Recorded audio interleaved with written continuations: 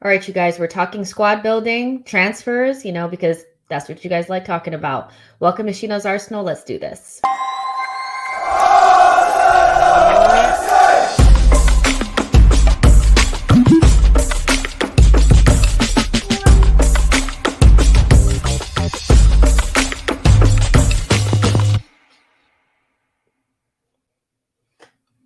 Hey guys, welcome to SheKnowsArsenal. My name is Jessica. I'm your host. You can follow me on Twitter at JustinoTweets. And yes, we're doing a mini squad building show today.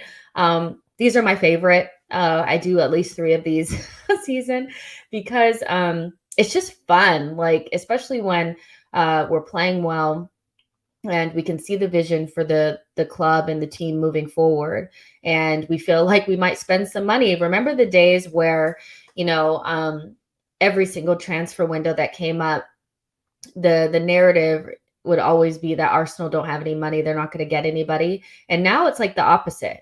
The Evening Standard came out with an article that basically, let me pull it up here, says Arsenal plot major transfer overhaul as Mikel Arteta targets up to 6 new signings this summer. And I thought this would be a good time to go ahead and do the squad building show. So basically what that article was alluding to is 2 strikers, 1 midfielder, a winger, a left-sided center back, and a right back. Now, obviously, there are levels to this. The main priorities are the 2 strikers and the central midfielder, but we're going to talk about all of it. We're just going to go through every single position, talk about who's kind of there at the moment, who we could potentially bring in, who we've been linked with, and just give our 2 cents on it. These are always fun because everybody has a different opinion on how the team should be built, how they see football, the players that they like, et cetera, et cetera, et cetera. These are always a lot of fun. And so there's about 50 of you guys already here. No shocker. Whenever we talk about transfers, there's always more of you guys here than usual, but that's fine. Like the video, subscribe to the channel, and I'm going to go ahead and bring in Souls. Hey, Souls. Hi, how you doing? I'm good. Let's talk about the game, though. Let's start off with that game. How insane was that? Like, there was one moment where it looked like Real Madrid was done and dusted, but it was strange because it was only 1-0, and obviously 2-0 on aggregate. And I was thinking PSG are a little bit too complacent here, like really, like to be playing like this. And then they got more and more complacent, and then they made a mistake. Isn't this like a good kind of reminder that even when you're up, like to stay calm and like stay like on top of your game, because Donnarumma really started that capitulation by PSG by making that mistake, right? I mean, kind of reminds me a little bit of us, getting a little bit complacent, thinking the game is over and stuff. It's a good reminder, I think. But what did you think about PSG's capitulation? Like, was there a moment where you thought Real Madrid are out of it, or did you always kind of feel like they could come back? I mean, in hindsight, obviously, I'm gonna be like, oh, I knew they were. No, I didn't. I'll be honest. When it went 2-0, I was like, nah, game over. Because the truth is, when you look at that first half, PSG did look good. Like, I mean, obviously there was a disallowed, like a marginally disallowed goal, which it is disallowed. It was offside, but that was their wake up call. They still didn't learn their mistake, and that right hand side got exposed again with obviously Mbappe's goal coming in.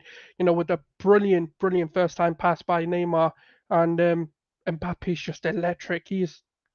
I've never seen a man so quick. Like once he runs, you ain't chasing him. Like it's insane. But I thought, yeah, game's gotta be over. Like you've got Donnarumma, you've got Marquinhos, who's some people deem him as one of the best, sort of centre backs in world football. Nuno Mendes. You'd think, even Marco Verratti, and then obviously bringing Danilo.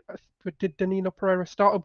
Danilo Pereira is a good player as well. He's not a bad quality player, and you think, yeah, they've got to see this out. And this is the problem, when people talk about quality of players. Yeah, you've got the best 3 players in the world, arguably in Mbappe, Neymar, Messi, and one of them being, one of the best players in world football, arguably the GOAT of football. But when you buy players who just don't give a damn about your club, this is what happens. Every Real Madrid player loves Real Madrid, like Vinicius, Benzema, Modric. When you look at even their centre back, like everyone that talks about Real Madrid in their team, He's like, I love playing for Real Madrid. Whereas if you ask Messi, what do you think of PSG? He's probably like, he probably doesn't have an opinion on him. Like, I'm not trying to diss PSG, but I don't think many players really give a damn when they go to play. And it reminds me of how far we've got. I know it sounds bizarre to say, but I was looking at that. I was like, that is so Mustafi again. That is so like, you know, when the Mustafi Socrates, when we had that, I was like, that's Leno. That is Leno Olympiacos all over again. And it was beautiful to see, but it's just I only felt a bit heartbroken because it's a Messi. I don't care what happens. I'll always have a soft spot But for him. what was your opinion of his performance? Like, Dead. it was just like just not there, and like kind of piggybacking off of what you're saying, like it's just you just look at it, and as talented as they are, like in that first half, there were moments where I was watching Verratti and I was just thinking, this guy is so special. Like Mm. he's such a special footballer, you know what I mean? But it feels like you said, like there's just a lack of heart and like desire there, and like as much talent as there is on that team, as soon as Real Madrid decided, you know what, we're actually going to play you, they just kind of crumbled. And I don't know, I was it was typical PSG really, because their whole shtick is we're building this super team so that we can win the Champions League because they've never won it, you know, and they're not really a legacy club. They're not, I mean, they seem like it now from the outside, but they're really not. The legacy clubs are really like Barcelona and Real Madrid, like Man United, like these are the legacy clubs, like, right? But PSG is really not that. And I just wonder if they're going all about this the wrong way. Like, do even like, you know how Barcelona and Real Madrid have almost like a monopoly over the Spanish players? Why don't PSG have a monopoly over the French players? Like, why don't French players want to die to go to PSG? What is this? Like, it just feels like maybe they went around about it the wrong way, and to go out this early and in the Champions League, it just speaks volumes with a team that people felt like could win anything, right?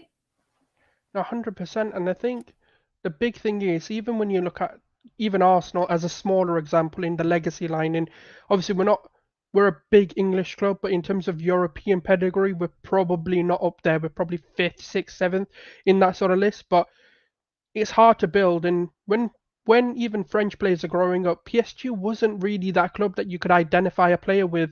You know, yes, they had Ronaldinho for a period of time. You know, they've got players there, but no one built their legacy there. Like Ronaldinho's PSG era isn't what people remember. It's his Barcelona, his sort of Milan days.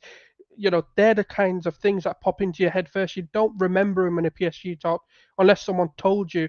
So it's one of those. It's hard for, like, for example, when we're growing up in England, you know, what if, depending on what part of England you grow up in, like for example, if you're Manchester, you'd want to play for one of, well, now you'd want to play for either one of the Manchester clubs, whether you're, you know, and there's a heritage of football in England, in Spain, in sort of in those countries. Whereas with PSG are a newfound superpower, but they've gone around it the wrong way. Look at City, like, you know, perfect example of not needing to buy the biggest names in world football, but people who are going to work within a system and building a footballing team. Yes, they yet to conquer the Champions League. You know, that's their sort of kryptonite at the moment. They seem to get to the final, but then kind of crumble. But PSG have gone around it like, let's make a brand rather than a football club, and that's what I see, because you don't spend. I mean, Mbappe's a, don't get me wrong, like he's probably worth every penny. You know, spending 180 million on him, but you don't do that. That's not what you do when you're trying to build and then go get Neymar and then go get Messi, thinking that's gonna work. It's just, I don't know. They just done it all wrong for me.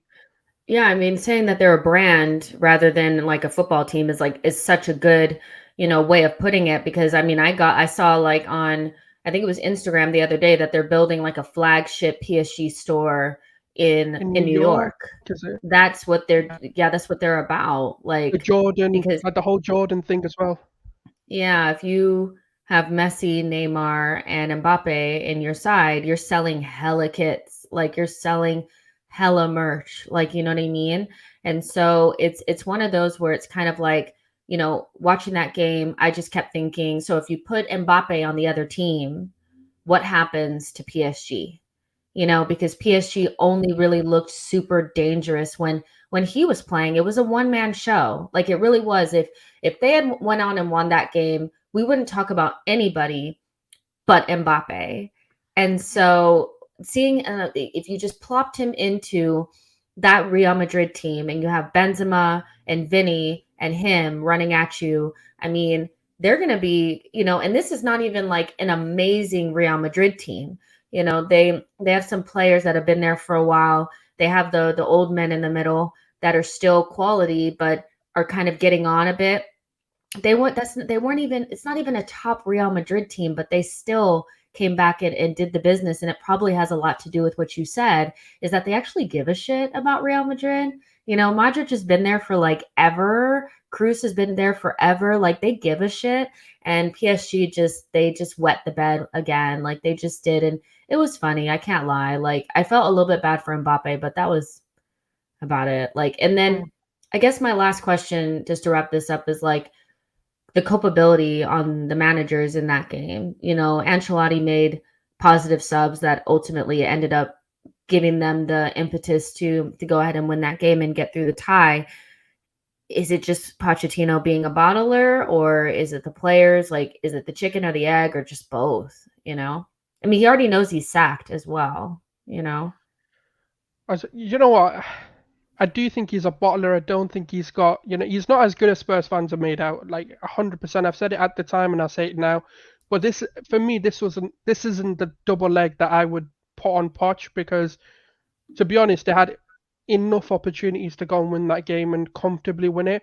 It's like individual errors. I don't put individual errors down to a manager or tactics, because you've got to have responsibilities on the players as well. But it's just so funny to see every single time he's the one bottling it. And it's just, at some point, you've got to look at the manager and go, he's not amping them up. He's not, it's like, what's he doing? Like, honestly, to be bottling this much. Like, first people were like, but he never got backed at Spurs. It's Southampton. Don't get me wrong, he's done a good job at those clubs. He elevated them beyond their beliefs. And then he had every excuse, like, he wasn't backed, he didn't have this. And then he went to PSG with genuinely an open checkbook, and he still looks no better. And he's also one of the few managers to not win the league. And if I'm like, and then also he didn't win anything in his first season going there. He also bottled the French FA Cup de France or whatever it's called. And it's just like, I don't get it. I just never understood the hype behind him. Yeah, I don't know, but we all know what PSG's next play is. They're going to try to hire Zidane and go that route. And even though I do think that he has enough clout behind him, obviously with what he did with Real Madrid, and then just who he is as a person, and also being French, and like a legend, legendary French player, French national team player, I think he could get some respect out of that group. But it's more than that. They need new players, and they need to have something. Every legacy club has a monopoly over a certain type of players. They always can get those players to come to their team. Like, no matter what, no matter where they are. Look at Barcelona. They still got players leaving wherever they're at to go there to play in the Europa League. Like, you know what I mean? PSG just doesn't have that. And I just never really understood why they didn't try to take over the French market and try to get the best possible. Because, I mean, Pogba would be a fantastic signing for them. Like, they need something like that, but who knows what's going to happen to them. Anyways, who cares? All right. So yeah, let's move on. But that was a funny game. So yeah, talking about us, going back to a little bit of squad building and that article that came out from the Evening Standard around Arsenal plotting their transfer overhaul for the summer, and it being up to 6 players that could come in. For you, like, what is the number one priority in this window, like this coming window? Is it midfield? Is it the striker? What is it for you? And what type of player do you expect to come in that position?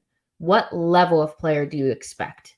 Do we need to go? Because I've seen people say it needs to be a player of quality. What does that look like? This is hard because we know there's two positions, and obviously the isolating positions are midfield and strike, and it's just dependent on which angle you look at it. Because it's hard because will an extra, an extra obviously 10 or 15 goals guaranteed from a striker pushes us up, but then does that outweigh what Xhaka's liabilities can be? Because we know over 38 games he's likely to get a red card or 2 or 3 red cards a season. Like, you can bet your house on him getting at least 2 red cards, and that's a problem because that leads to whether sort of 3 match bans or 2 match bans. Like, it leads to something which can then off put our entire season. But at the same time, he doesn't concern me at the moment. Like, he's not someone I look at and go, I need you out. Yes, we need an upgrade. But if you're telling what do I want right this second to guarantee maybe like a title challenge or to secure top 4, and I'll be like very comfortable, is a striker for me. But that striker's got to be like, for me, I'm so disappointed we missed out on Vlahovic because he is the perfect striker because he does come deep, but he has the legs to get into the box and actually keep up with attack. So he's the dynamic. And I've always said that for me, the striker's got to be somewhat, obviously it's going to be impossible to get, but it's got to be the hybrid of, an Aubameyang merged with a Lacazette and something like that, where you've got the pace to get in, but you've got the hold up, you've got the physicality, you can be a target man. Of course, there's names like, Dominique Calvert-Lewin coming in. Then you've got the opposite spectrum of like a Joao Felix coming in, a bit more technical, a bit more of a flary player, but has the ability to build up, but hasn't shown necessarily that he can score a bag full of goals. But that, for me, is more of a system thing. In a possession-based football and an attacking, free-flowing team, I do think he can get that 15 or even more goals. For me, an elite talent that can go on to win a Ballon d'Or in the right team. And there's not many players I say that about. And, it's different. For me, I'd say at the moment, a striker. Maybe that's because of how bad the misses have been. Maybe it's a bit of recency from me. But if I'm looking at it right now, to elevate this team, those goals need to be guaranteed. Because yes, Saka, ESR, and Martinelli, as good of a job as they're doing, they're very, very young, and it's hard to pinpoint and go, yeah, you guys still need to score and put all that pressure on them. Because I feel like our attacks can elevate. Because if we have, let's say, a Felix or a Vlahovic or a Calvert-Lewin, it gives defenders like another thing to worry about, and then allows Saka more space. It allows ESR or Martinelli more space rather than them, sort of mid-game being double, triple teamed. So I feel like that can help us, and that can alleviate more space for our wide people to do even more. Even if that striker isn't, but Lacazette, I'm not putting a game plan together to stop Lacazette. I'm going to be looking at, right, we can sacrifice defending Lacazette because he probably ain't going to finish his chance. We need to stop Saka. And then it became we need to also stop ESR or Martinelli. And then obviously now it's become Odegaard, but they're all being double teamed because Lacazette is a lack of threat at the moment. And if we can add like a threat or a target man, those centre backs are staying there. And it's going to be fullback versus Saka, fullback versus whoever the left winger is. So that's the way I'm thinking of it. I'm thinking of it in that way. I mean, it could be counterproductive and the issues can still be the same. But that's my main concern at the moment. Yeah, I mean, it's really like just a question for me to get a gauge of where your mindset really is, because we all know that both positions need to be filled with quality. Like, it needs to be, we're looking at Lacazette and Xhaka start every single week. And even though I think they're doing a great job by their standards, we know that those are two positions that they could really change the trajectory of what we're trying to do.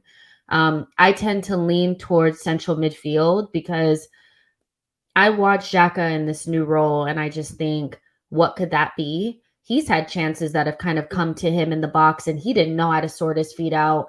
There's been moments where he could feed the ball into Martinelli pretty easily, and he's decided not to because he couldn't sort his feet out. And I just think, because when I look at Saka, Martinelli, ESR, I just believe they're going to become our main goal scorers. I just think they're going to go up levels and levels and levels. So when I look at the striker situation, I'm like, okay, if we can get somebody that could give us, 10 goals or whatever, that's fine. But as long as they can link play, I know that there's a couple of guys in the list that we're going to talk about that could probably do that. But that center midfielder, that position now that Xhaka's playing is so specific that it can't just be anybody. And that the other part about it is that, and I was saying this in one of the group chats that I'm in, is that replacing Granit Xhaka is not as easy as it looks. It really isn't. As my main issue with him is the brain farts and the moments of like lunacy that come over him where he makes stupid mistakes. But to replace him as a midfielder, it's in that specific role where you kind of have to be able to play a little bit like a double pivot, but also contribute to the attack so that we can get the most out of it. Also has to be able to pass and maybe add some goals. That guy has to be really good, so I'm looking at midfield, but we're going to talk about both. Let's stick on midfield right now. So basically one midfielder, that's what they're saying. And every report has pretty much said that. One midfielder, which I'm actually surprised by, because when I look at how many midfielders we have, if Granit Xhaka were to leave and we were to replace him with somebody else, essentially if El Neni leaves as well, we'd have Sambi, Thomas Partey, and the new guy. And that's it, to kind of play in those pivot roles per se. Is that enough? Like, do you think that's enough? Or do you think that opens up the possibility for Granit Xhaka staying? I don't think the question is I don't think they want to get rid of Granit Xhaka. I think the fee that they'd want firstly won't be reached, hence why they've got it so high. And if they do, they're probably going to be like, well, okay, it's high enough for us to kind of get rid of it or let him go. But I think they're betting on him staying. But my only concern is whether he'd want a part role, because that is kind of what you need him to be. I mean, he's professional enough to believe that he may do it, but then I don't know. Like it is difficult, but then we also need to look at at the moment likely to be in a European competition, so there is space for Xhaka to play consistently, like week in week out. So I reckon they're betting on Granit Xhaka staying. Obviously, we know El Neni's probably going because he's on a free anyway. And then obviously we've got Sambi and then whoever this new person is. And they're banking their season on 4 players and then bringing someone from the academy. Whether that's a Miguel Aziz, whether I think Patino's too early, but there might be other people in the pipeline that they're looking to bring in. And so it'll be interesting to see kind of how they deal with the depth issue. Because, I mean, don't forget Ainsley's still on the page slips as well, so it's not like he's going to say maybe they bring him back in just as like a report came out today. I forget who it was from, but it was somebody reliable. I don't know if it's Chris Wheatley or not, but it said Bellerin and Ainsley Maitland-Niles will leave permanently this summer. So I think they're gonna go. No, if that's the case, then obviously we've dealt with like 4 midfielders and we've been somewhat fine. So I'm guessing that's kind of what they're backing on. But in terms of like, I think it's fine. But in terms of like who I'd want in that role, it's so hard because it's changing and it's always evolving. First we're looking at obviously the likes of Basuma as your sort of solid sixes, but then he's put one of the things I want to say. I feel like Thomas Partey's going to play that very Marco Verratti role. When I was looking at it today, I was like, do you know what? It reminds me a bit like how Partey plays, where he goes really deep, sits in front of the 2 centre backs, and then tries and makes play happen from there. And then if he can, then drive forward, depending on obviously the amount of pressure they can put in the attacking third. And then obviously the next to it, the 8s are like your Paredes and whoever else there is in the PSG team. And for me, I like a Jude Bellingham type or a Declan Rice to come in, just because I feel like with Declan Rice especially, he's an elite 6 that can also play an 8. So even if you wanted, sort of Partey to go forward, you can have Rice drop in and still be secure. And he allows like flexibility of, sort of systems. And even if you wanted to switch systems mid-game, Rice is probably the most versatile. One of the hardest probably coups to get. But depending on all this Chelsea thing, Rice could be looking at this like, okay, Chelsea may not happen yet, so let me go to Arsenal and that's still just as big of a step as, or maybe even a bigger step in some people's eyes, to then go into Chelsea, especially with the whole project, with the uncertainty of Chelsea. This could be the perfect time for us to go in and get him. And for me, I just don't know where the club's putting their marquee signing. That's the thing that seems to be very quiet. And obviously, the more names that we hear about the attacking options, it seems like they're going for an attacking marquee sort of face of the project. So it's difficult. If I was going for like a top range, if that is the marquee, I'd go Declan Rice. If I'm going for sort of that's going to be not the marquee signing of the summer, but a 50 million or in and around that 50 million pound mark, I would say I like Fabian Ruiz. I won't lie. I like the look of him. And people are saying that he said no to us, but then in the article from the Evening Standard, they said that he would review his options in the summer.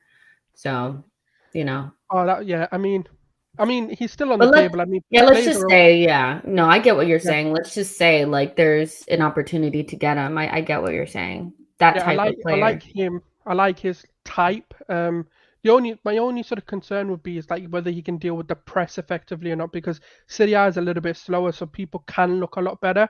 But that's always going to be a question with any player you get outside of the league. And a secondary sort of low, I hate low budget, but like sort of the sub 40 would be, I'd still go for a Basuma and try and push Party higher. Or you can have them interchange. And that's the way that I see this role is you're still playing the pivot, so you're a box-to-box 8, but you're also meant to be a bit more attackingly dominant. So I'd still go for a Basuma. I feel like he can do that role as well, but cheaper if you're not going for the market. So they'd be my 3 options. But I'd love a Declan Rice, I can't lie, or a Basuma. They'd be my ideal midfield. Yeah, so I see it a little bit differently. I think that the more I watch Granit Xhaka play in this role, I think this person literally has to have the ability to almost play make from a little bit deeper and right on the inside or right on the outside of the box, like right on that corner. And they need to be able to feed Martinelli and ESR the ball in those seams in tight spaces, but also if they get in the box, they need to be a goal threat. And I've seen Xhaka get in the box more than what he has been in the past. And I'm just thinking if there was a player there that is used to being in the box, we probably would score more goals. So for me, I keep looking at that role and I'm just like, it needs to be somebody that obviously has some defensive wherewithal. They need to be able to get back. And so we're talking about a non-Tielemans player. Like it can't be Tielemans, right? It has to be somebody that could get back, defend a little bit, but also we kind of play with 3 center backs anyway. If we continue to play with Tomiyasu, I'm not sure that I think that we have to have somebody that plays like a 6 and this hurts me to say, I don't think we need a Basuma at this point, looking at that role. I'm looking more at Paqueta, like that plays for Lyon. I think somebody like that, or even Fabian, who's a little bit more like would play a little bit further back, is what we need, because they need to have goals and they need to operate in attacking spaces like they've been there before. And I'm not sure that obviously St. Vincent, who we're talking about, is De Jong, but we can't get him. But there's no other De Jongs in the world. Manifest it, yeah. There's no other. If I had to choose one, and Souls knows this, it would be De Jong, But my part. If he came, I'd be. At first, I'd rub it in George's face because he kept saying to me, "It's never gonna happen." And he doesn't for some reason, he just doesn't want De Jong to come. So I'd rub it in his face first. Well, we've been linked with Tielemans, Ruben Neves, and Douglas Luiz. Those are like the in Premier League options that we've been hearing. Do any of those fit that mold, like, for you? Because when I look at it, I'm like, Ruben Neves, after I seen him play against us, I completely ruled him out. I was like, if you don't like that Xhaka gets dribbled past, he got dribbled past 5 times against us. And if you don't rate our midfield, they were banging him up. So I wouldn't take Ruben Neves. He also plays more like a deep sitter. I'm not sure that he's somebody that you could put inside or on the edge of the box and he would be able to do anything for us. And he's pretty slow as well. He's pretty immobile. Like, I think people think he's faster than Xhaka, but he's really not. Tielemans, would be perfect doing all of the outside of the box stuff and inside of the box and scoring some goals, but he plays mostly on the right. And he also can't get back and help Thomas Partey. He can, but he's just not good at it. It doesn't look natural. And Douglas Luiz just doesn't fill me with any sort of like excitement. But what do you think about those three in Premier League options to either replace Xhaka or just be the upgrade on Granite? It's strange because it feels like they want to push that, because in those three options you push Partey forward and you make Partey that role, and then you make because Douglas Luiz for me is a 6 at the moment. Ruben Neves, I've never really been a full fan of him. I think he's a good player, but I've just always been a bit like he's a bit of a meh signing for me. And then Tielemans, I just don't know where he fits for us because we've got Odegaard, and we need a first teamer, not someone to come on for Odegaard. And out of the two, I'm not dropping Odegaard for Tielemans. That's just my personal opinion. And so if I'm looking at the three, I'd say Douglas Luiz probably has the most ability out of the three to play the role because he does have a bit of flair, quick feet. Obviously, he knows the defensive side of the game, but just hasn't shown me like goal scoring ability and like sort of outside of the box or within like tight areas in the attacking third. So that would be my only concern because Scott McGinn out of the two tends to do that more. So he tends to be the goal scoring midfielder of the two mids.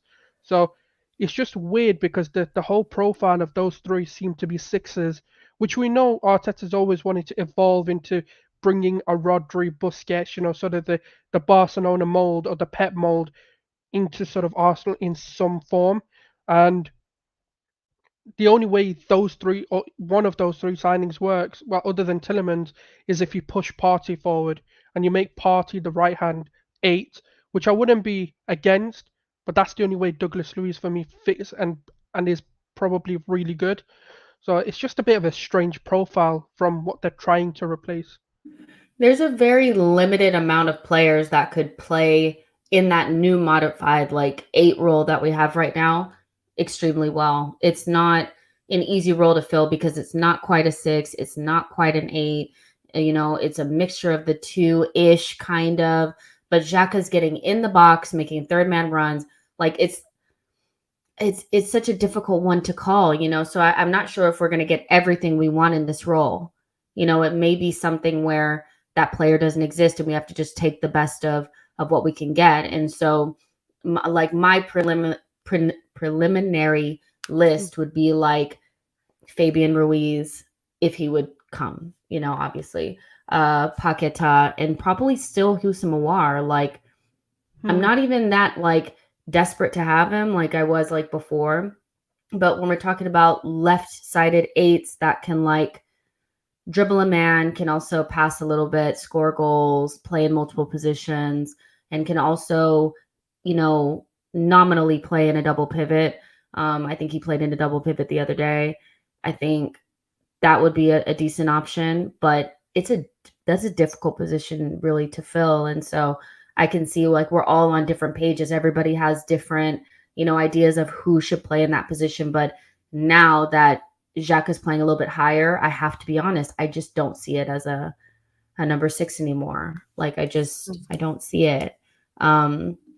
Nashville says Aouar is a second midfield signing, not as a primary. Fair enough. Let's see. Lionide says, I think Arsenal have great pulling power in the summer with a young squad firing. If we land top 4 spot, I think so as well. Dave FC, who's I think a Manchester United fan, says Fabian Ruiz is that guy. He can create from deep and score bangers from the outside of the box. He does do that. Bellingham would genuinely make us an elite club. Bellingham is also like Fabian Ruiz, kind of like that type of player, like that can play deeper, but also be effective in the opposition's box. It's hard to do like an all-around midfielder. And I have to be honest, we haven't had one of those in a long time. Like we haven't had a midfielder that wasn't a specialist in a long time. We always have either somebody that just plays deep or a straight up like number 10 creative. So these guys are hard to find. And I would love Bellingham, but he's another one that I see, playing in a blue shirt at some point, like, either City or Chelsea. I don't know why I can't see him coming to us, but maybe it's because I haven't accepted that we're a better team now, and maybe we could get him. I don't know. I just don't see it. Let's see. We could get Coutinho, Martin says. It would be good, but not for the other. Again, this will be a one-sided. It'll be a one-sided. Like it's just the attack you'll get, but not the defensive work.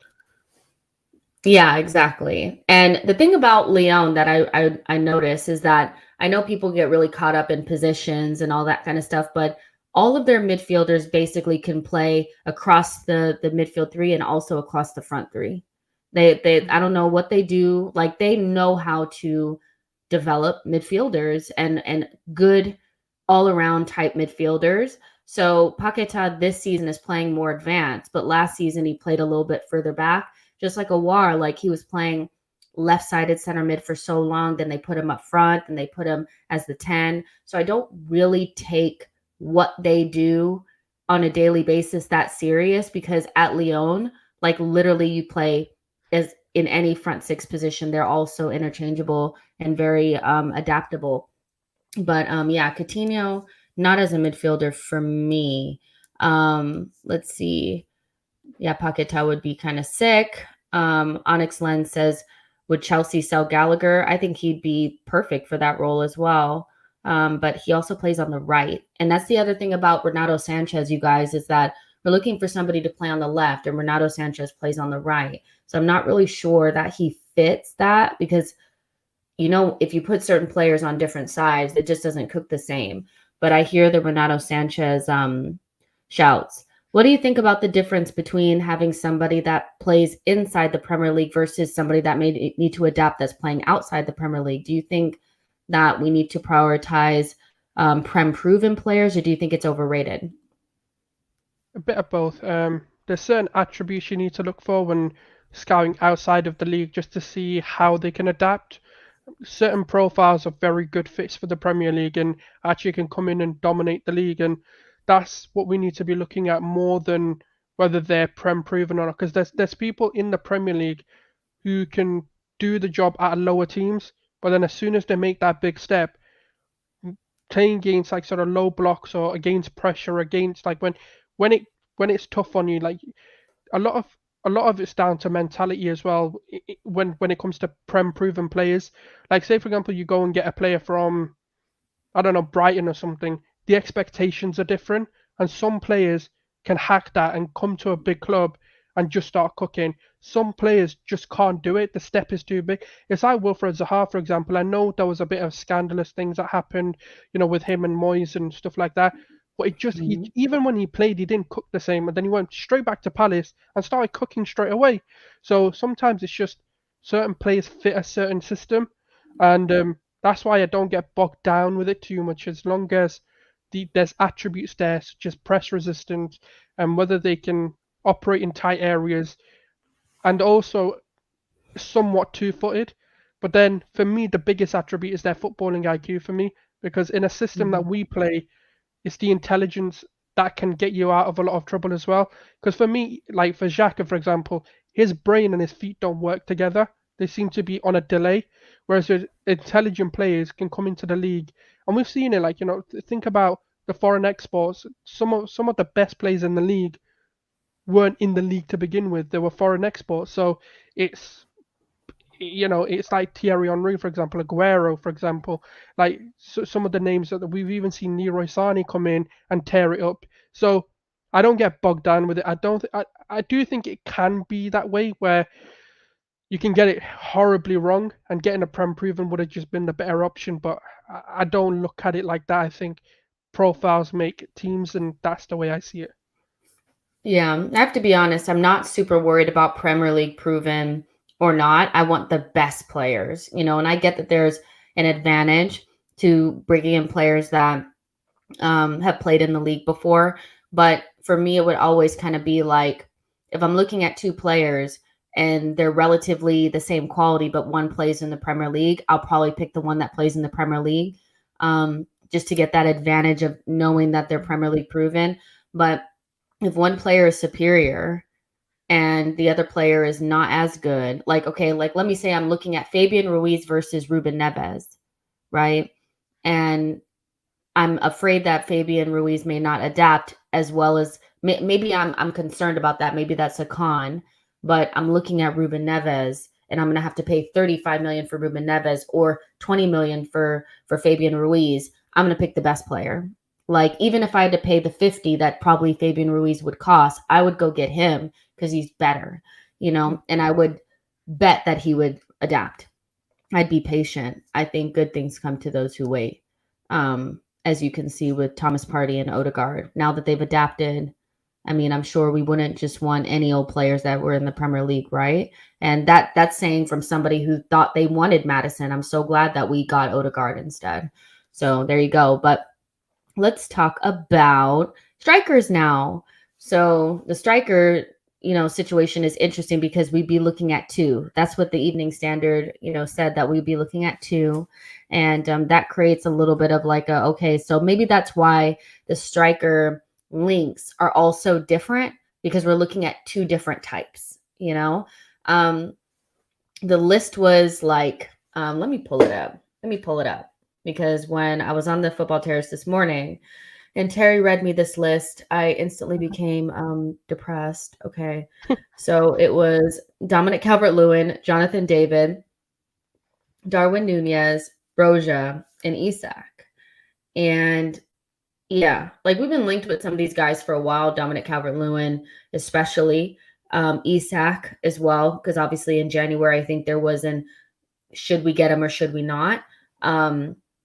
But I look at that list and it doesn't fill me with joy. Like, it's not like, oh yeah, like that's what I want.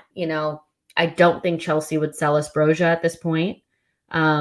He's too good and they have a striker problem and they're just not going to sell him to us, like, without like a buyback or something silly.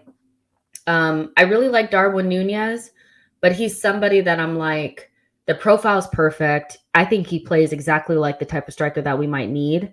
But he's playing in that Portuguese league, and I'm not sure how that's gonna transfer. Like, and then the other one's just Dominic Calvert-Lewin. Watching him the other day was like, oof, don't want you. You're harsh.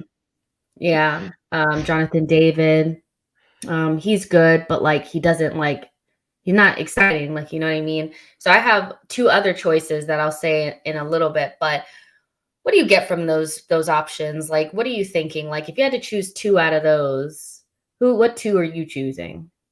Truth, I've not watched enough of Nunes to have a good sort of opinion on him. I've seen bits of him, but I don't want to say no or yes to him and then not really know who he is. So, I'm just going to be honest and say I haven't watched him and I can't give you a good opinion of him.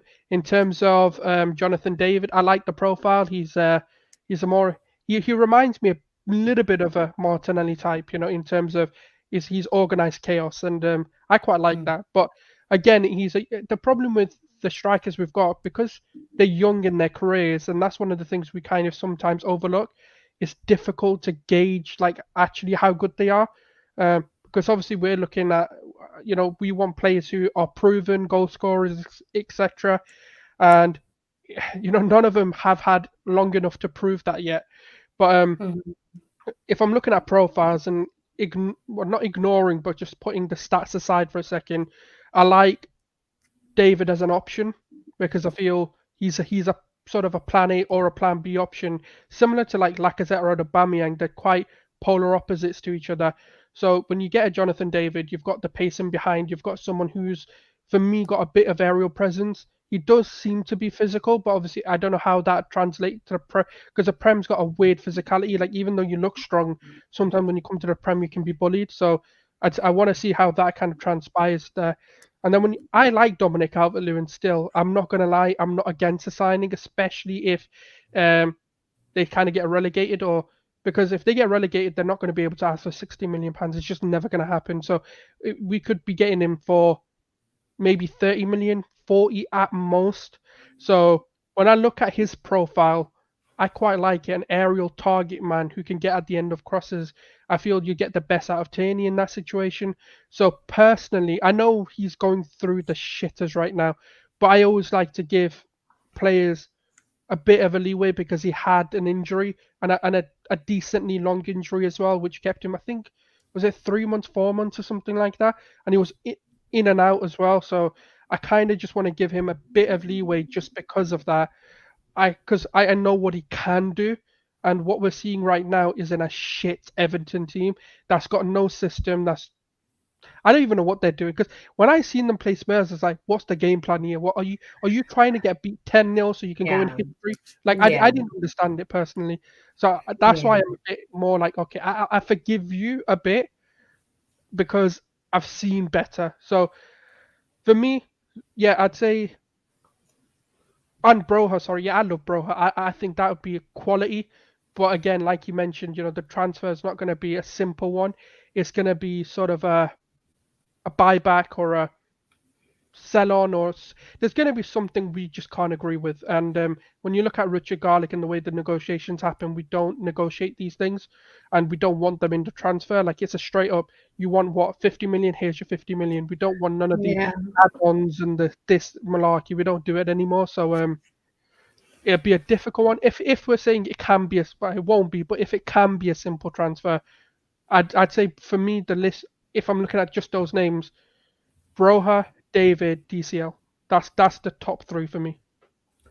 So here's the thing about DCL, and I'm going to say this straight up that I think he's a good player that is fallen out of form because of his injuries, but there's a definite ceiling there.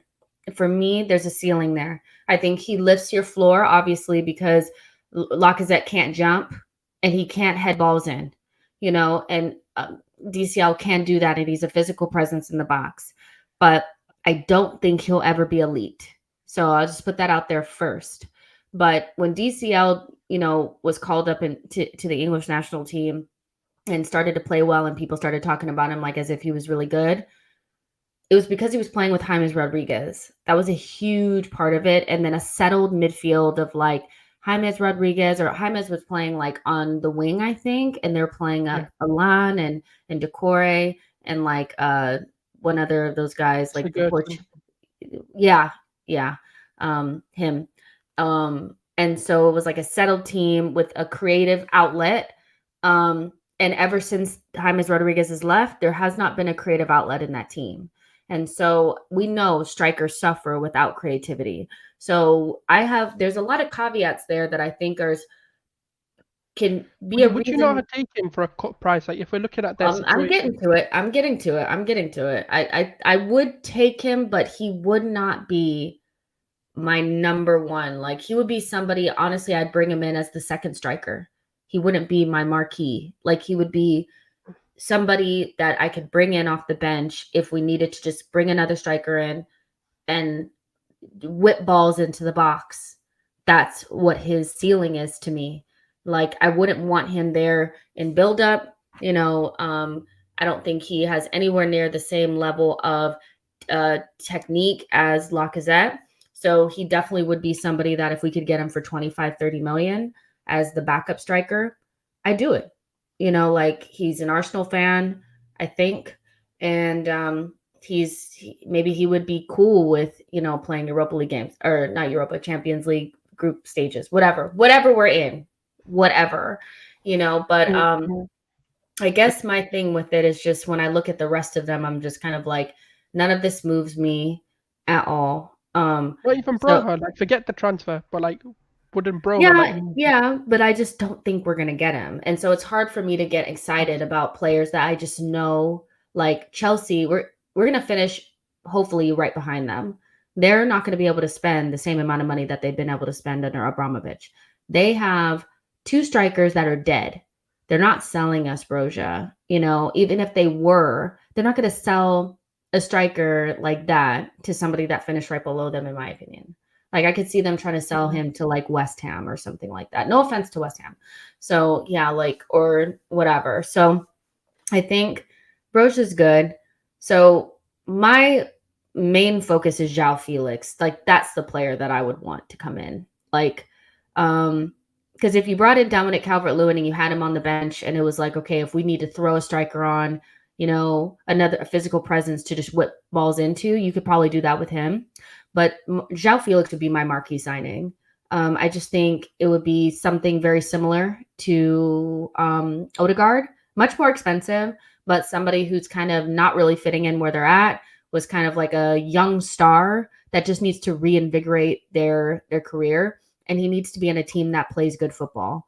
No offense to Simeone. Like that's no shade or anything like that. It's just we play more attacking football. And with him, I can just see a very free-flowing like front three of like him and Saka and ESR, him and Saka and Martinelli, like something like that. And he's starting to cook. Like ever since like because him and Simeone had a little bit of like a I don't know if it was a bumping of heads, but it's known that he's not happy there. He started to play better. And so for me, like, because he can also play off of the left, he can play off of the right, he can play multiple positions. Even if we would put in, like, if we had DCL and we played him through the middle, Joao Felix could play off of the left. He's very similar to the players that we already have that can kind of play in different positions. That would be my marquee signing. That would be the guy that I would go after. I know he's young, but then you have DCL there and he's at least Premier League proven. So if Joao needed some time, like he could actually be there. Those would be my two signings, like in terms of strikers, would be DCL on a cut price. Like don't come here asking for more than 30 million. Like I'm actually asking for like 90% discount, like almost free, bargain bin. Because you're in financial ruin. And Joao Felix. What do you think of the Felix links? And people are like, well, you have to pay a lot, but is it worth it to you to spend that amount of money on somebody that doesn't really have the statistics to back it up, but definitely has the talent? No, 100%. This is one of the other ones where sometimes the stats tell you one thing, but your eye test tells you another. And for me, when you watch Joao Felix, and this is the other thing. This is why I say system make players. And when you see him in a sort of possession-based football or even tiki-taka attacking football, you'll see him cook. He's a player who can take his chances. You've seen it against United. He got one chance. He headed the ball in. He's got a well-rounded game. He can play the 10. He can play out on the wide. He can play in strike. So even if, let's say, for example, we went for two strikers, for me it'd be either DCL or Schick, and I'd go with Joao Felix. What you can do is, even if you implemented a 4-4-2, for example, and wanted to go, for example, if instead of Eddie Nketiah you bought DCL on, let's say in that situation, and you had Felix instead of Lacazette, what you can do in that instance is you can pack the midfield by dropping a Felix down, and then you can have that sort of target man, and you can have Felix playing as a The false substituted 9 10. kind of guy. Yeah, a false 9 behind that to link the play to the target man, or vice versa. The target man can then be the backboard to link Felix into a one-on-one situation. So he allows you to play in multiple different ways. But even if we go with sort of a predictive system and we look at him not particularly wanting a striker per se, Joao Felix fits that midfield false 9 mold where he can score the goals like what Man City do. I feel like Man City would actually, Man City now, he's a shit player, don't get him. Yeah, he can do that role that Pep wants. The player Pep No, wants they need is to Joao just Felix. go get Holland and leave us alone.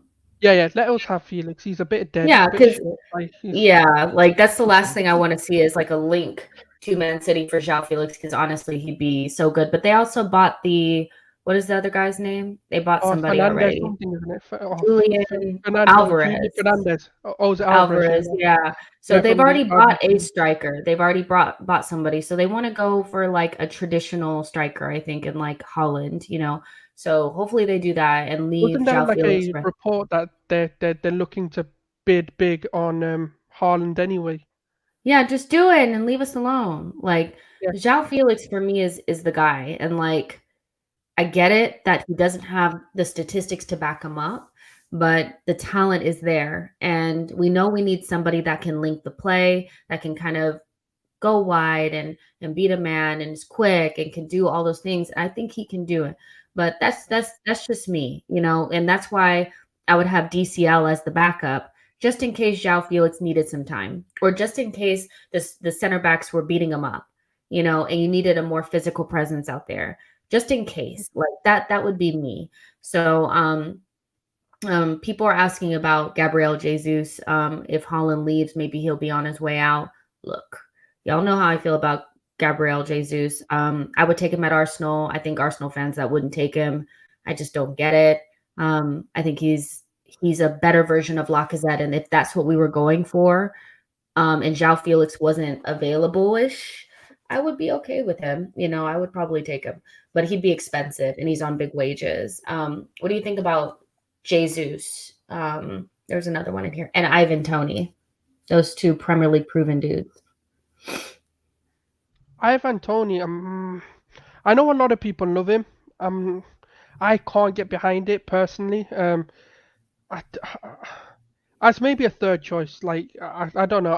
I'm not a fan of Toney. Like I think he had a superb like goal scoring record in the championship, but hasn't really been able to do it. And yes, he's just another Lacazette, like in literally the same quality. Like for me, he's just not going to get you the goals. I know he scored a hat-trick the other day, but for me, it's just consistency isn't there for me.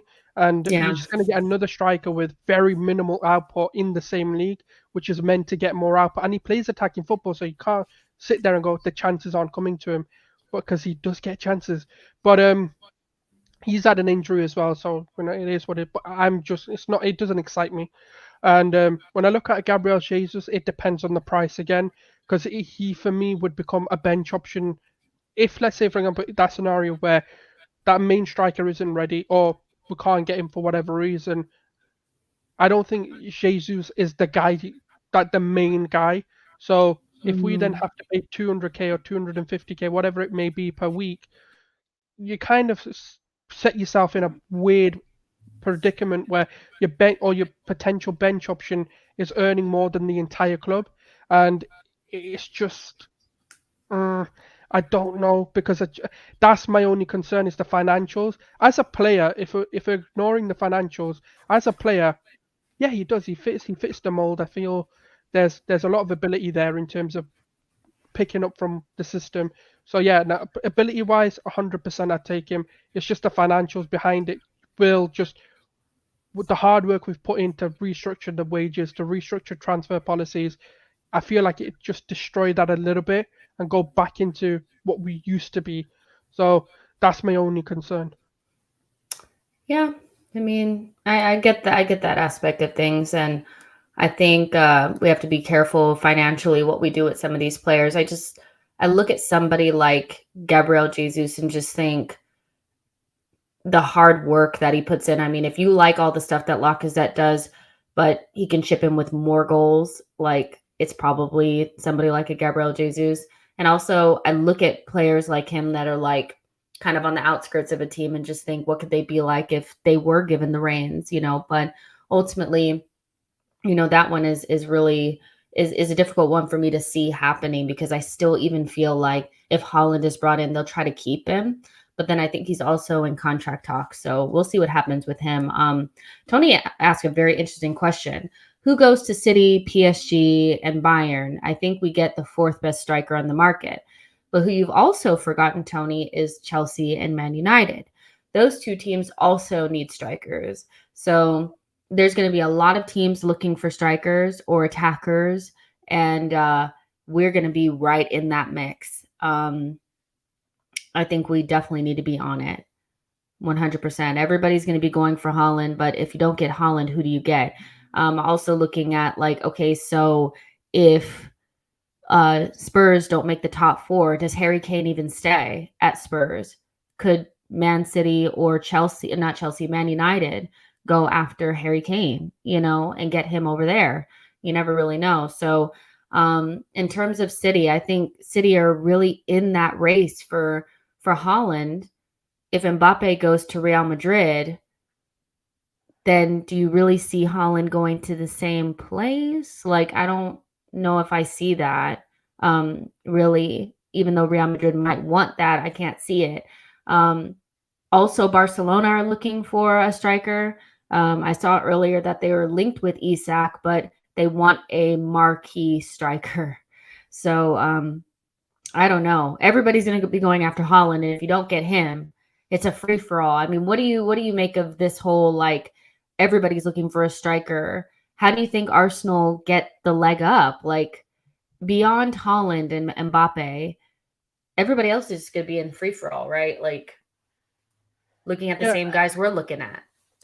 yeah. This is where it gets disappointing in terms of Vlahovic going to Juve, not necessarily not coming to us, but if he was also available, that's another name in the mixer that you can associate to going to City or a PSG or a Bayern Munich. So it's just another option for them.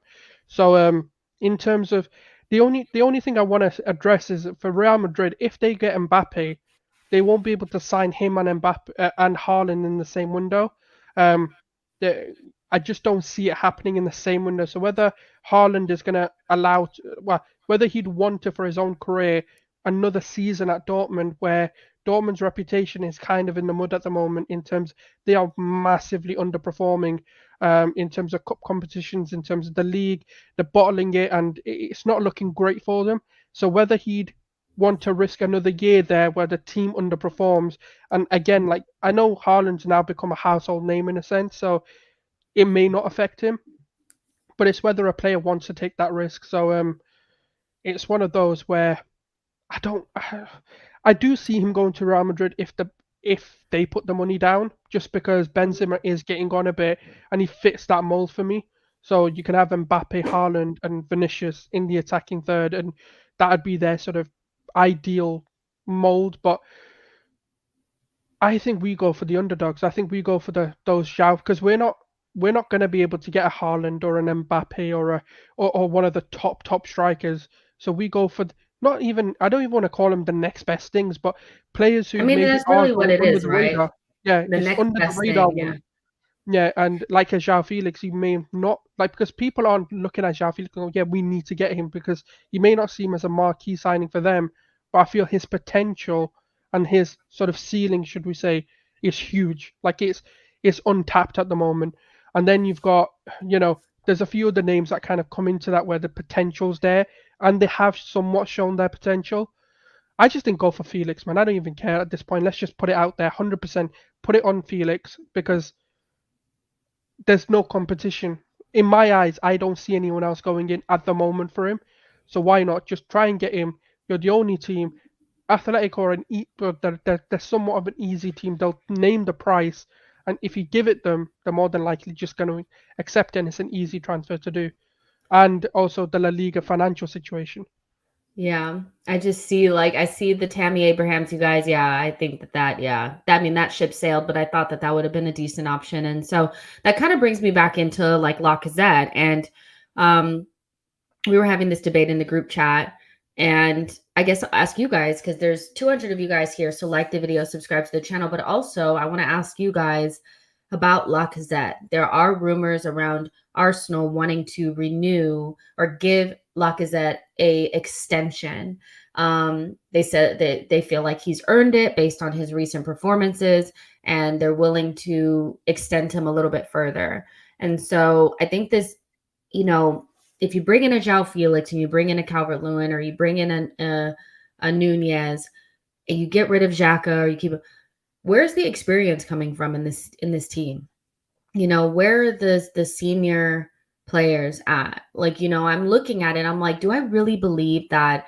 Because Lacazette is the captain, and I know that Xhaka is like the leader, but Lacazette is who the young players look to, and then Xhaka is Arteta's like little lieutenant on the pitch. Do I really see both of them leaving and us replacing them with players under 25 and leaving Thomas Partey as the only player that's like 30 years old? I don't know. Like, so I'm thinking about it, I'm like, okay, well, that makes those reports make more sense to me. Not that I'm saying Lacazette is the best thing since sliced bread, right? That's not what I'm saying. What I am saying is that I can see why the club would want to extend him. So I want to ask you guys, do you think that that it's likely that both Xhaka and Lacazette will leave this summer? And if not, who stays and who goes? Who would you prefer to stay or go, Xhaka or Lacazette? because I think we are getting rid of a lot of experience. And so when I look at the type of experienced player that I would prefer to have around, it probably would be Lacazette, even though he's on more wages. So that was kind of the debate going on in our group chat. I also asked Elliot of Arsenal Vision. I messaged him and I asked him what he thought. And he said that out of the two, Lacazette gave us more value. And I think it's interesting because you get so many different opinions based on what what agendas you got in, how you see the squad building. I'm not sure that Xhaka is leaving. I'm not sure that Lacazette is leaving. It feels like the club want to keep him around, but does he want to stay? Is there even a buyer for Xhaka? We know Roma is interested, but we only have one team interested in you. We don't know if it's going to come off or not. So, yeah. And replacing both of them will be difficult. So let's see what you guys are saying in the chat. I've been waiting to bring this one around. It's so interesting. Let's see. Richard says he's earned it, plays his socks off. Jasper said a new deal on recent performances is never the one, although I don't mind Lack staying.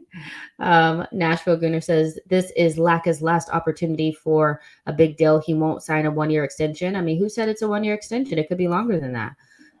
Eddie 1401 says no way. He doesn't score, guys. That works now with 1 game a week, but it will be super noticeable with more games. I mean, extending Lacazette doesn't mean that we don't get a new striker in. Remember, we're in the market for 2 strikers. So technically, you could go for your number 1 striker option and keep Lacazette as an option. So that doesn't mean that he'll be starting day in and day out. But he would be like your second or third option, most likely your second option. But who would be a better culture character around the place, Lacazette or Granit Xhaka? Everybody has a different answer for that. Just Incredible says, who said we're getting rid of Xhaka? We offered him a new deal last summer. I think we triggered the option to give him another year on his deal. It wasn't necessarily a brand new deal. And from some of the reports, it was so that we could retain his value. So we didn't increase his salary or his we didn't extend, we didn't give him more money or anything like that. We just took that option to, trigger that extra year. I think that's vastly different than a new deal, because usually a new deal, like the one that they're potentially looking to give Lacazette, could end up changing the amount of money that they get paid. St. Vincent says, would keep Lacazette for the young players and would help the new striker settle in. S says, why would we replace them with other average senior players? Martin says, Xhaka's staying. S says, Lacazette defo, but they both have to go. I mean, I've never seen a young team have no senior players in it amongst them, ever. And it been successful. I've never seen it. So there's no precedent for us to bring in a Joao Felix, bring in some sort of midfielder that's between the ages of 23 and 25, a couple more young players, and add them to the young players that we already have and say, Thomas Partey, you're our 1 leader. You're our 1 senior player. There's no precedent for it. I just can't see it happening. I think one of them stays. Johnny Boy says Laka is inspirational and deserves to stay. Lionide says Lacazette will definitely leave. So interesting. Captain Joka says they both staying, so it's no choosing. I mean, they could both stay. You never really know. Dublin Gunner also says, I have a feeling neither of them leave, but both spend time on the bench. Isn't that kind of what you want, though, when you're starting to squad build? And, right now we have a team, with the team that we have right now, especially with the starters, we have a team that can potentially make it into the top 4. So ideally, wouldn't you want your players that you have in those positions to be upgraded on and they become your bench players, right? Isn't that kind of how squad building happens and how you build a squad? Do we have to get rid of Xhaka and Lacazette, or is it would just make us feel better? I mean, we're not talking about Mustafi and Kolasinac anymore. We're talking about 2 players that could potentially help us get into the Champions League. I'm not keeping Lacazette. I just don't get the point. I mean, if he's not starting, what's he gonna do off the bench? I also have to look at what they're gonna do in terms of impact. You're using a substitution position here or a position on the bench, and I just don't see what he's gonna do. Like he's barely like. Okay, I want to say it carefully because what I say can be interpreted wrong, but he does as a striker. He's not offering us goals. So if we need a goal, you bring on the guy that can't give you a goal. So it's a bit of a counterproductive move to make. And if we're looking for because we are going to need a plan B, hence why most reports are saying two strikers, unless Lacazette's a third choice in case of two injuries happening. But then he's on 200k a week. It's just the whole deal just seems to be the same. If that happens, nothing in the structures change for me because you're making the same mistake you've made again and again. That's the way I'm looking at it. Whereas with keeping Granit Xhaka, well, firstly, he's on another two-year deal, and he's probably going to be harder to shift. But also, when I'm looking at it, it's evident that he can make an impact. And of course, what people are doing is they're looking at his red cards or his rash mistakes and stuff like that. Whereas when we look at Partey and Xhaka playing together, that's been our most successful periods in the season. Lacazette's been there, but he's not made the impact himself. So that's the way I'm looking at it, is who's going to make the impact. In terms of influence, I mean, offer him a coaching role. That's the best I'm going to do. It's the same as what I said about David Luiz. If you're going to offer him anything, give him a coaching role. If he doesn't want that, then you move him on. Because unless he's getting half the wages, because if I'm putting him on the bench, I am not having because you've got to think about other players coming into the club. Let's say a Joao Felix. Let's just use that as an example. He's going to be like, right, so okay, you're giving me 150k, let's say, but you're giving the guy that's on the bench 200k. It's just going to ruin the wage structure. For me, I know people hate it when fans become accountants, but that's just the way football's become.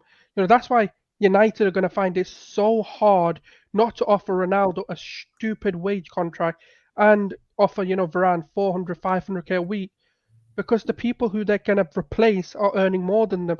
It's the reason why David De Gea wants to leave, because in the fans' perception, he's been the best player, he's been player of the year, etc., and he's on 100 and something or 200k. But then there's people who are a lot more lazier than them, earning 500k and haven't had the impact that David De Gea is making. So and I know it's maybe not for footballing reasons, but I have to look at it that way as well. I don't buy this Lacazette does nothing narrative. Like, I what didn't is he say going to do for us? Well, you said, what does he do? What will he do No, for but us off if the you bench? need a goal, yeah. But if you need, what's He he gonna scored do? a late equalizer. First of all, late in the game, he scored a late equalizer against Crystal Palace, as well as against Wolves. Like, that was him. Late goal. He didn't come out. He didn't have to come off the bench to make impact. I mean, I get what you guys are trying. I get what people that just want to get rid of Lacazette. You're not ruining your wage structure by keeping somebody on similar wages that what they already have. You ruin it by bringing in somebody that's never been there and doing that. So I don't really believe, because he's already involved in the wage structure. He belongs to Arsenal Football Club. Yeah, but he's going. But he starts right now though. There's not someone that starts over him. I get that. No, I get that aspect of things, but there's no precedent for Arsenal going into the market, replacing our senior players with kids and being successful, trying to fight it. Like, let's say we make Champions League, a bunch of kids that are in Champions League, but also trying to stay in the top 4 in the Premier League. I just think that's just so naive to think that we can get rid of all of our senior players and just say, cool, especially when the young players have said that one of the main reasons why they've been so successful this season is because of Lacazette. So I'm not saying that, like, I don't think it's going to blow up our wage structure. I really don't think it's that deep. We've already, like, put down our wage structure so much. It's just like, how many kids are we going to have in this team and just think that these older players they're not doing anything. They're not winning despite Lacazette. They're winning because he's in the team. And so I wouldn't be like, I'm not going to fight for it. But when I look at it, I just don't see how we move forward, bring more kids into this team, and take away 1 or 2 of the senior players that we got. But we just don't have enough. Like, you think the stress is to keep Xhaka and get rid of Lacazette for me. Xhaka's, his level of leadership for me is just not. I mean, I get it, but all leaders aren't the same. I think Lacazette adds more if we're talking soft factors than Xhaka does. I get it, but I don't know. If you look at the levels when Granit Xhaka's been out of the team and the levels when Lacazette's been out of the team, Xhaka has had we've had more wins with Xhaka than without him. So that's the reason I look at it. But I that's look at not really impact though. true though, is it? Because Aubameyang was playing, and as soon as Lacazette came into the team, I mean, he has the most assists like in Europe. Who Like does? Lacazette. Lacazette. Hasn't Lacazette. he only got like 4 assists though? Even He has Trent's he got more has than him. 7. He has 7. No, Trent has more than him. So Well, he has a lot. I mean, I don't know. I don't know. I just think Laka's leadership, and this is all hypothetical, but I don't see both going. I really don't. And I get that we hate Lacazette right now because he's missing sitters, but ultimately we play the way that we play because of him.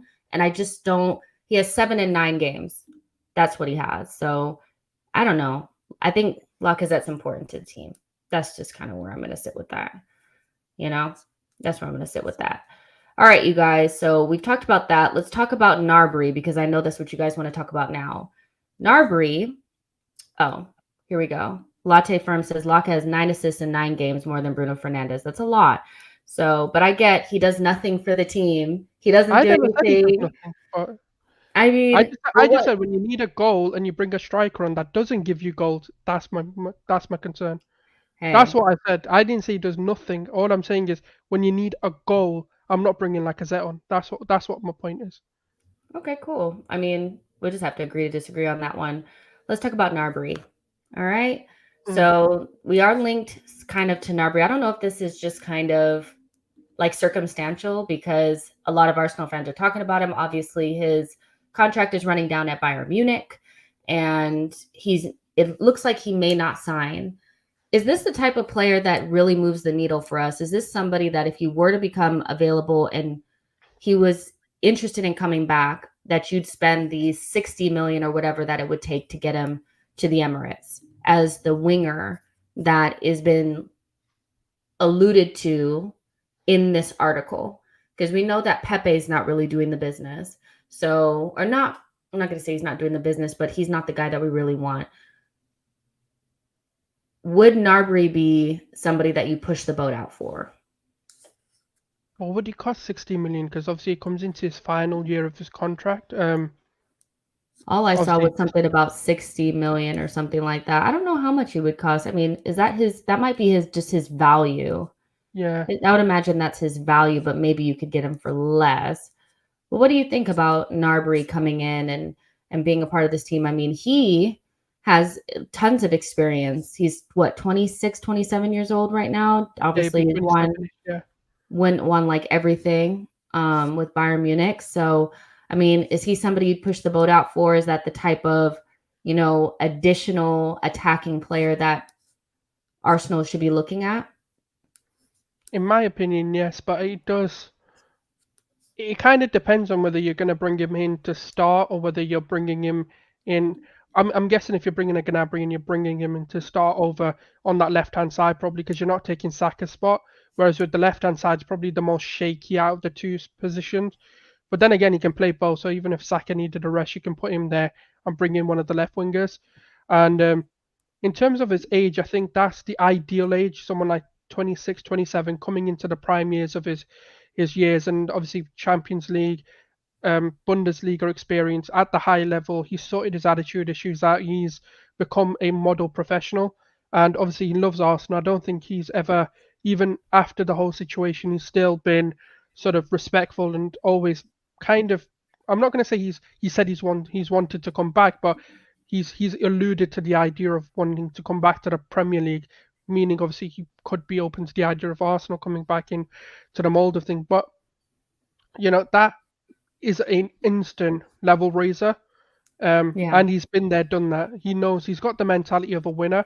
So when you've got those sort of tough games, he could be someone who can transpire that to the other players and raise their levels. Like sometimes it's like when Aubameyang first came in. He's been there, he's done that, he's been through, his career when he's been down and in the mud, and he went and won a Golden Boot in his first season. So sometimes when you bring in that level of experience where they're recently winning things, they're winning league titles and etc., and then we're moving into that sort of, because I mean obviously the next aim is to solidify that top four and make sure we're a top four team, and then the season after is go and win that league title or try and at least win that title. So if we can bring him in and start giving these players, because none of our players have really won anything, and that's the one factor missing. And we know how important it is. Like today, we've seen it. Like you can, when you've got hungry players who, like Real Madrid, have been in this situation time and time and time again, where they've needed to dig a result out, and that's what came through. Your Modric's, your Benzemas, your Vinicius, the only one who's maybe not been there as much, and but you've got your senior players who have been there, won it multiple times, 3 times back to back they won it, and you could see that experience coming through. So for me, it'd be nice, but again, it depends. I don't know whether I'd want to spend 60 million because I mean, it's a huge budget for anyone to spend. That's going to be. Then you're looking at maybe 40 million signings or 20. You're diluting priority positions, and this is just for me maybe a secondary or third option to sign. So it depends on the price. If it is 60 million, it's pretty.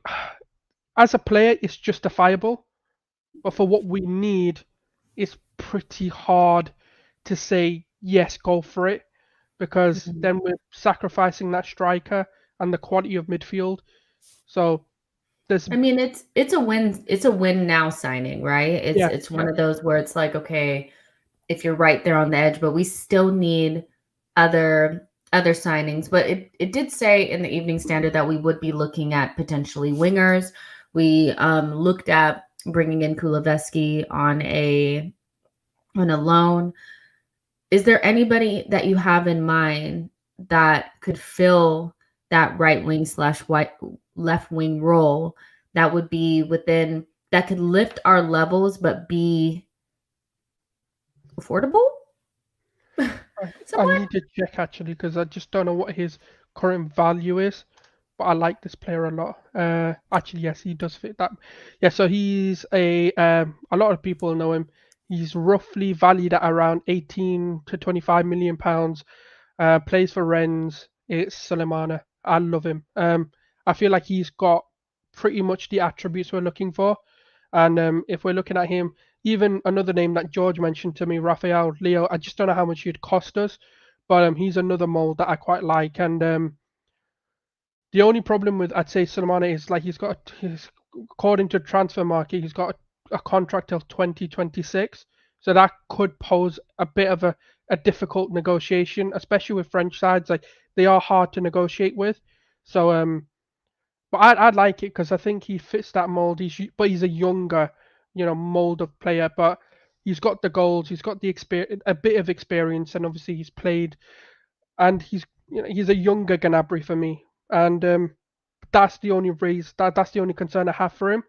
But again, if we're looking at the situation we're in, where we need that striker to come in first, we need that midfielder to come in first, and then we're looking at sort of secondary, not even secondary, but maybe starters, but bench options, and then kind of prioritizing maybe these kinds of players for the cup or the group stages of whichever competition we end up in. Champions League, let's just say it, we're getting Champions League football. We can play them, especially in the league, and I feel like he's got that kind of experience to play in the Champions League and stuff. So yeah, that's for me my second. So it'd be Gnabry if we can get him for a good price. If not, my definite, I hate saying low budget or like a low value player, but the cheaper option would be Sulemana or a Rafael Leao.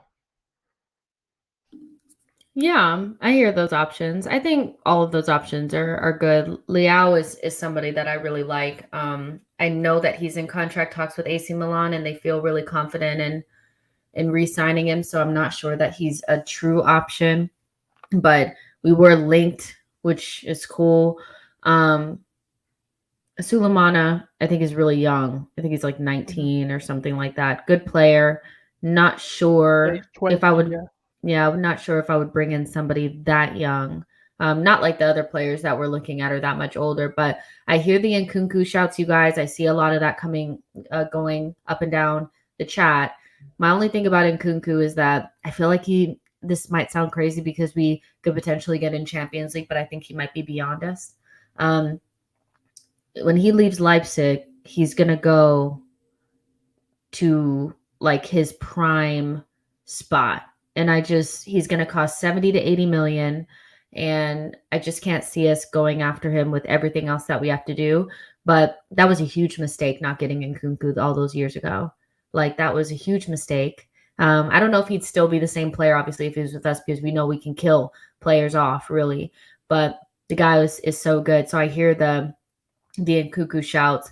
I would say, like, yeah, I mean, with the winger situation, is because Pepe is still here. I guess it would depend on if we could move him on or not. But I would look at, I mean, yeah, those are the same kind of options. What about Rashford and the Arsenal fan base feeling like they might be interested in Marcus Rashford? What do you think about that link? Oh yeah, I put that in the group and it kind of set a little torch off about all the players we won. For me, I just think he's in a situation where he's in desperate need of a different environment. Or maybe it's just he's a difficult one because as much as like I want to say maybe he needs to focus on his football, I don't want to be one of them guys because what he's doing off the pitch is remarkable. And you know, as a football fan, if you're looking at it from a football angle only, yes, he probably needs to focus on his football and leave the PR stuff to his team. And I think he's brought it to a level and the intention, to what he's doing, that he can leave it to a team of people to do, and he can just make the odd appearance, and for it to still be an effective campaign. But as a player, I love him. Like he is someone I would love to bring in. I think he's in need, desperate need of a manager. He is going through, I think Harry said it actually. He's going through the multiple manager syndrome, where there's not a set manager who can develop his game. And like when for example, a Van Gaal comes in, he plays differently. He played him as a nine, as a striker.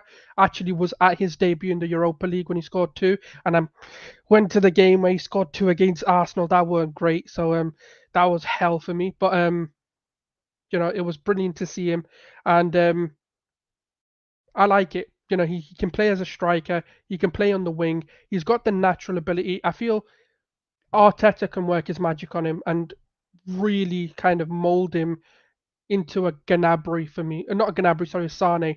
Where it's sort of. I don't agree. He's got no, because when you think about it, they have no system. If you've got no system, you can't see a footballer's like intelligence. I do think he makes the runs. He's a very young nanny, a Ronaldo type for me. Someone outside of the box, which is something we lack heavily, and we're not consistent outside of the box. He's another different option for a set piece type. When you don't need to swing him in, but you just want someone to knuckleball him. So he is, for me, I'd take him 100%, depending on the price and wages, because United players are on stupid wages, so it all depend on that for me as well. So if you can get him at a decent offering, I'd take him. But as a player, 100% taking him. Yeah, you guys, let us know what you think about the winger situation, because we know that we have Nicola Pepe there that could potentially be on his way out. We don't know. I'm not saying for sure, but he could potentially be on his way out. It is decision time because he only has 2 years left on his deal. So we do have to make a decision on him. And if he goes, then you need somebody to potentially put pressure on Bukayo Saka and back him up, whatever. But then we also have the left wing situation where I personally think there's a gap there, especially if Martinelli eventually becomes a striker anyway. So I'm more looking at left wingers. Some people are looking more at right wingers. Like, I personally don't think we need a Rafinha. I think we need somebody more like Leao that can play off of the left side. So let us know what you guys are thinking. And just to kind of wrap things up here, there was also talk of a left-sided center back and a right back. So surprise, we're going to be getting more defenders. I don't think that's really too much of a surprise, seeing as Pablo Mari has kind of dipped out. And I know that Saliba can play on the left or the right, but we know Arteta really likes to have his left-sided center back be left-footed. So how do you envision those two positions panning out, especially right back? Because it feels like the fan base really wants a more attacking option as a right back.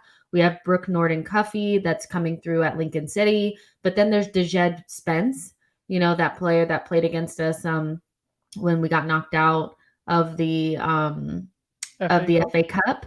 So how do you envision that cooking? Because Tomiyasu has done an amazing job, but maybe we do need something a little bit different, maybe an overlapping right back. Yeah, I remember like one of my tweets kind of going on wildfire because I said about us and Man City. And one of the things I mentioned in that was Tomiyasu not being able to sort of raise his level when we need him to. And that's not a dig at him, but when you look at sort of Man City are the perfect example just because they kind of have these situations that we have. And it's when City need a goal, you see Kyle Walker turn into a different player or a Joao Cancelo kind of elevate his attacking game. That's something which Tomiyasu he needs to either learn or adapt to because every time we've needed a goal, he's still unable to kind of provide a consistent attacking outlet or an overlapping right back. And that could be somewhat of a system thing where Arteta's telling him to stay back. But if we can then get someone like a Spence, for example, just to help out in those situations where Saka's being shut down by three players, bringing someone like a Spence or anyone that's a bit more in the attacking mold could be a good option to have in certain games. The reason for me why Cedric's been as good as he has been is because those teams want you to attack them. They are, Wolves, for example, are a low block team, and when you've got a secondary option to pass to when Saka's in a situation where he's being blocked by three players, he can put the ball through to Cedric who can deliver the ball. So that's I think it's look when you're building squads, you need to have different profiles like plan A, plan Bs, and sometimes we always associate a plan A and a plan B with a striker or an attacking player, but we forget sometimes actually the game's evolved so much where fullbacks have so much more responsibilities where certain games you need to have that as well. And Cedric actually suits certain games, whereas with Tomiyasu can be a detriment. And like when you've got a Kieran Tierney, sometimes you need him to be a bit more defensive instead of being so attacking. So it's for me, I'd like it. And I think his rumored price is about 15 million. That would get the deal done. And if you look at his sort of potential, it's brilliant. And even if you needed to play two sort of fullbacks or even change a bit of the system a bit, he can be a good option to have. So for me, 15 million is probably a good option, even if you're going to bench him. Like a Tavares, like we paid similar for Tavares, like 8 to 12 million for him. So I'm not against it. I do think it'd be nice to have that option for certain games. So Yeah, I mean, I agree, but I do think like we have to be careful about getting fullbacks versus wingbacks because people want players that play in back threes slash back fives and want to plot them into our system. We play with four at the back. So whoever plays fullback has to be able to, they have to be more sturdy. So I would be reluctant to go after like a Lamptey type or whatever, just because he looks so good going forward, because he can't do anything going back. And that's pretty much the issue that we had with Bellerin, which is why he's not really with us anymore. Well, I'm not going to say that. It's why the fan base weren't really into him. So, yeah, I would say Dejet Spence is an interesting option. I wonder, I've never really seen him play outside of that game that he played against us. So I'm not sure if it's hype, and he just played so good against us that people are talking about him now. But what I did like about him is his stature. Like he's definitely 6 feet tall and he's not small, but he's fast and he could defend. And he pocketed Martinelli, and that's what you need like in the Premier League, is to be able to kind of do both. So I wouldn't mind a right back option. It's really far down my list, I have to be honest. I think Cedric has done a good enough job where I'm not really that stressed out about that position if we didn't address it, because Tomiyasu would be there and all that. But if the club want to go out and buy a right back, I'm fine with it. You know what I mean? Like it is what it is. But also Saliba could play right back, or Ben White could play right back, or, so we have options. So I don't see that being, I would not be stressed out if we did not get a right back. Those are like extra positions, because we all know it's mostly 2 strikers and a midfielder, and those are our priorities. Let's see. Lionide says Lamptey is too small and will go to Spurs in the summer. I can totally see that. I can totally see him at Spurs, like, because they need somebody to play off of that back three. Tony asked early, but any relegation players you would take? Would Norwich? Probably not. Watford, I'd take Ismail Assar. Um, I'd take Emmanuel Dennis if he comes at a good price. I'm just naming players I wouldn't mind. I'm not saying we need to go get them. Um, and who else could get relegated? Isn't it Burnley? I hope Burnley get relegated, but I don't know if they will because they're just that team. And I mean, I hope Everton get relegated because then I'm taking DCL from them. I'm taking I'll take a Richarlison if he can come at a good price to us. But I reckon he's gone PSG or something. It just seems destined if they get relegated for him to go somewhere like that. So DCL. That's pretty much it, isn't it? There's not a lot of Yeah, quality. Like, there's not anybody that stands out. Like, when Norwich went down, we knew Buendia was going to come back up to go somewhere else, right? Because he was quality. They don't have a lot of quality on those teams at all. Like, you're right. It's Ismail Sarr, Dennis. I remember when everybody was like hype over Max Aarons. I was one of them. I don't want him anymore. Everton, it's like DCL maybe, there's not really a lot down there. If you guys know other players that are good down there that you would take, I would take Cornet. I would take him as like another attacking option. They got relegated. Yeah, if they got relegated. Let's see. Let's do and Leeds. Leeds could get relegated. If they don't get their life together. Bamford. They actually have the best players to pick off from. Yeah, Rafinha, Bamford. Calvin Phillips. Yeah, I'd 100% take it. I would take Calvin Phillips, yeah. I don't think, Bamford, Rafinha, yeah. I remember when people thought that goalkeeper was so good. I don't think he's that good, Meslier. Not too. But then again, they have no defense. They have legit no defense. So it's a bit difficult to. Who's their left back or the left wing back? What's his name? Off of Leeds? Yeah, I forgot his name. He used to play for City. Harrison. Yeah, that's it. Him. Yeah, I'll take Jack Harrison. I quite like his mold, like as more of a bench option, like to bring on sort of thing. I don't mind him. I think he's got something about him. Yeah, and that's about him. And that's the thing. It's like S is saying none of these players really improve us, and that's really the point. Like of this whole thing is that I think we're going to see a different type of window than we did in the last one. Not to say that our window was not amazing, but it's clear that we're going to be going after like sheer quality. So the levels of the player might be a lot higher. We tried to get Vlahovic. Like I expect that level of trying to players to come in. And so we may be talking about players that are not even anywhere near what the club is looking at. So yeah, you guys, it's just a mini squad building thing. We just kind of talked about it. Usually we like to get the guys up on the screen and talk about who can go and who cannot. We'll save that till the summer or if something happens or whatever. But I really enjoyed this, you guys. You guys were hype in here. There's 230 of you guys watching. So like the video, subscribe to the channel. Make sure that you guys follow Souls on Twitter at GoonerSouls and me at Justino Tweets and at SheKnowsArsenal.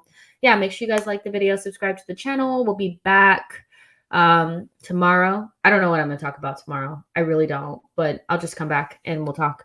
And yeah, make sure you guys comment, share this with a friend, all that kind of stuff. Also, thank you, The Truth Sets Free, for sending a super chat. I saw that you sent it in. I can't find it anymore.